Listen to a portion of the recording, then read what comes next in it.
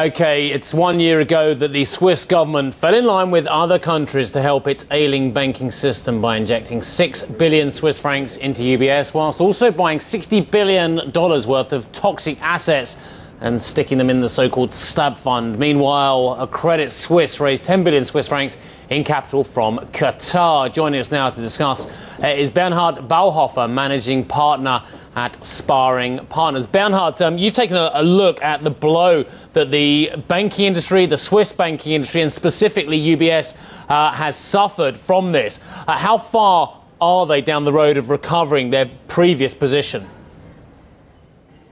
Well, first of all, I think the whole industry suffered tremendously from this financial crisis, and particularly UBS. It showed that it lost almost 50% of its brand value, and that's dramatic. And it certainly lost confidence and trust among the international investors and the domestic investors. It looks like Credit Suisse is on a good way to profitability. The last figures they revealed were positive, showed profits. UBS is a much more difficult position. It shows that first restructuring processes and reorganizations and new stuff will help the bank to get on the path to recovery. But the outlook is much more gloomier for UBS and for Credit Suisse. In terms of the government involvement with UBS, though, has this added to or taken away from the confidence in the institution? Well, the government bailout was certainly a big blow to the pride of the banking industry, to the confidence, especially of the Swiss population in the bank. The biggest wealth manager in the world needs government support to survive. That's a very heavy message to any investor in the world.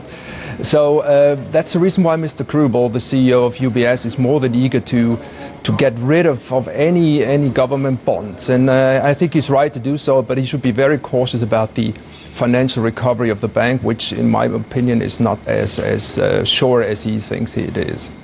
Is Switzerland irreparably damaged, given the fact that not only have they suffered a banking crisis in common with the rest of the world, but they've also... I was going to say, is Switzerland... I'll repeat the question. Is Switzerland irreparably damaged, given the fact that not only have they suffered a financial crisis like the rest of us, but they've also suffered from, of course, tax evasion, tax avoidance scandals as well, and concerns over banking secrecy. Do you see it ever getting its position back? Well, it's difficult to say. Well, the latest reputation survey shows that Switzerland is still being perceived as a #1 country in the world. That's great. But I think these effects will be shown even long term. It's certainly, as Switzerland is associated #1 with the banks, it will have a long-term negative impact on its reputation, on its esteem around the globe. I think it's also a good chance for Switzerland to get rid of this dependency on the financial services industry, to reinvent itself, to reposition itself within the global nations. I think that's also an opportunity. Bernhard, if I can come in, clearly UBS is still in this process of de-risking and restructuring, but we look to Credit Suisse obviously now as the bigger of the two in the Swiss market. We will get earnings next week from Credit Suisse. We have seen outperformance or results above expectations from some of the Wall Street bulge bracket banks on trading profit. Will it be the same story from Credit Suisse? I assume, yes, it will be the same. Last figures show that Credit Suisse has returned to profitability. They haven't been that much affected by management changes. It had quite a stable development. I assume that Credit Suisse will reveal comparable figures such as Goldman Sachs, maybe not in that size, but it sure will reveal and pronounce profit.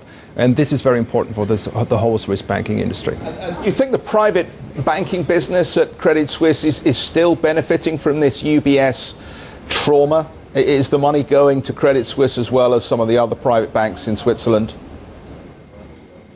Well, Credit Suisse is certainly profiting from this tremendous outflow of assets at UBS.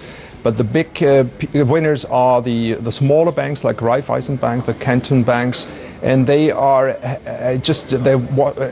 they have so much money to invest, they don't know where to put it. So Credit Suisse will certainly be one of the banks to profit from the big problems at UBS, but it's not the only one. Thank you so much for your time, Sir Bernard Barhofer, Managing Partner at Sparring Partners, joining us from the camera out in Switzerland.